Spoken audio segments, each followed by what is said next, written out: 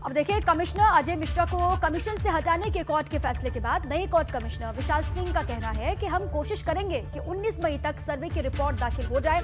विशाल सिंह ने अजय मिश्रा पर भी निशाना साधा। क्यों ये पूरी कार्रवाई कमीशन की मेरी निगरानी में, मेरे अध्यक्षता में हुई है, उसमें सब लोग सहयोग किए हैं। लेकिन कोई भी प्रश्न चिन्ह अगर इस कमीशन की कार्रवाई में उठता है, किसी पक्ष द्वारा उठाया जाता है, तो ये जो कमीशन की रिपोर्ट पर की निष्पक्षता पर प्रश्न चिन्ह उठता है। और जो कैमरामैन अजय मिश्रा जी ने रखे थे, उसमें से एक जो हेल्पर था वह कल के डेट में वो बाइट देना शुरू कर दिया कि ये मिला वो मिला, जबकि ऐसी कोई बातें थी नहीं। कमीशन टीम में जो भी रहता है उसको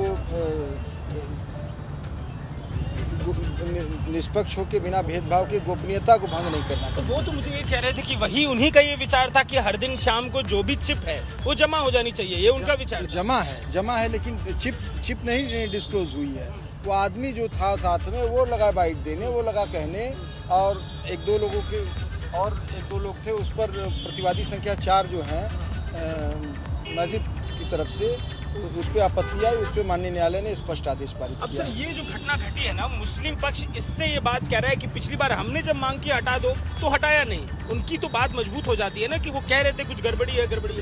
नहीं, ऐसा नहीं है। जो 14 से 16 तक की जो कार्रवाई हुई है वह सूचना विभाग के फोटोग्राफर के अंतर्गत की गई है। फोटोग्राफी और स्टिल वीडियोग्राफी की गई है, और निष्पक्ष और अच्छे माहौल में, शांतिपूर्ण माहौल में दोनों पक्षों की उपस्थिति में कमीशन कार्रवाई की गई है।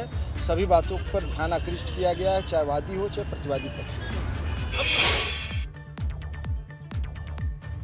और वहीं दीपा, काशी में ज्ञानवापी मस्जिद मामला गरमाने के बाद मंगलवार देर शाम all India Muslim personal law board की एक बैठक भी हुई, जिसमें बोर्ड की एक्सक्लूसिविटी कमेटी के द्वारा आपात बैठक में कई सदस्य शामिल हुए। इस बैठक में वाराणसी के ज्ञानवापी मस्जिद समेत टीपू सुल्तान और देश के कई और मौजूदा मसलों पर चर्चा हुई।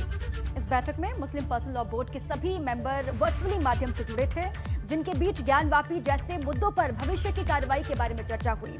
और इसके अलावा देश में चल रहे मौजूदा मामलों को लेकर अगली रणनीति और कानूनी लड़ाई के विकल्पों पर भी मंथन किया गया।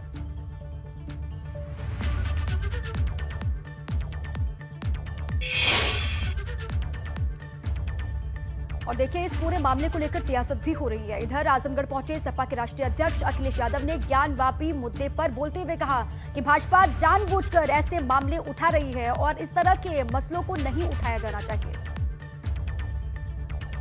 ज्ञानवापी मस्जिद को जानबूझ करके मसले को उठा रहे हैं। संविधान और सुप्रीम कोर्ट के तमाम फैसले पुराने हैं, जिनको देख करके ये कहा जा सकता है कि इस तरह का विवाद नहीं उठाना चाहिए, इस तरह की चीजें नहीं होनी चाहिए, इस तरह के सर्वे नहीं होने चाहिए मस्जिद पर। और आपको जानकारी होनी चाहिए कि जब मैं बनारस गया था तो मुझसे पूछा गया था, तो मैंने जवाब दिया। लेकिन भारतीय जनता पार्टी ऐसी पार्टी है जो अपना विपक्ष बना के रखती है।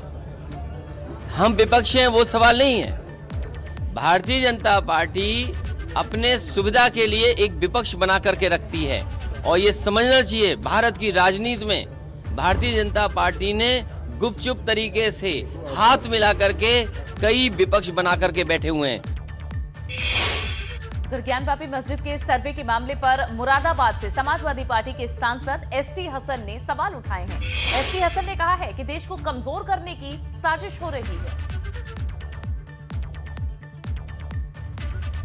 देश भर में मस्जिदों को लेकर के तमाम नए विवाद आ रहे हैं, और ज्ञानवापी मस्जिद का मुद्दा जो है वो सुर्खियों में छाया हुआ है। इस पर बात करने के लिए हमारे साथ मुरादाबाद से समाजवादी पार्टी के सांसद डॉक्टर एसटी हसन साहब हैं। हसन साहब, ज्ञानवापी मस्जिद का जो मामला है उसमें अब सर्वे में हिंदू पक्ष का ये दावा है कि जहाँ वज़ू खाना है वहाँ पर शिवलिंग मिल गया है, और कोर्ट ने भी आदेश दे दिए कि उस इलाके को सील कर दिया जाए। क्या कहना चाहेंगे? देखिए, हम जिस देश में रहते हैं वो गंगा जमनी तहजीब का देश है, प्यार मोहब्बत का देश है। हम हज़ारों साल से साथ रहते आए हैं और साथ रहते रहेंगे। हमारा प्यार मोहब्बत, हमारी तहजीब को कोई ख़त्म नहीं कर सकता।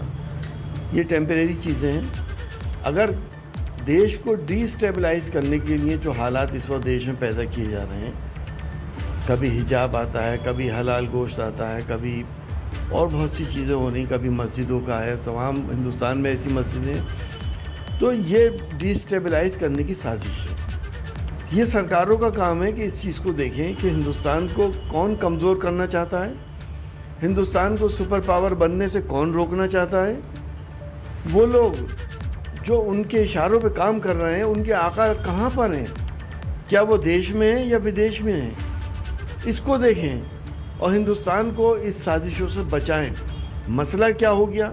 मसला ये हो गया कि बीजेपी खुद कम्युनल पॉलिटिक्स करती रही है। अब ये उनके गले की हड्डी बन गया, ना निगलने के ना उगलने के, ना इनका अपोज कर सकते, ना इसको एक्सेप्ट कर सकते। तो आखिर देश जाएगा कहाँ? मेरा तो सिर्फ यही कहना है कि इन साजिशों का पर्दाफाश होना चाहिए।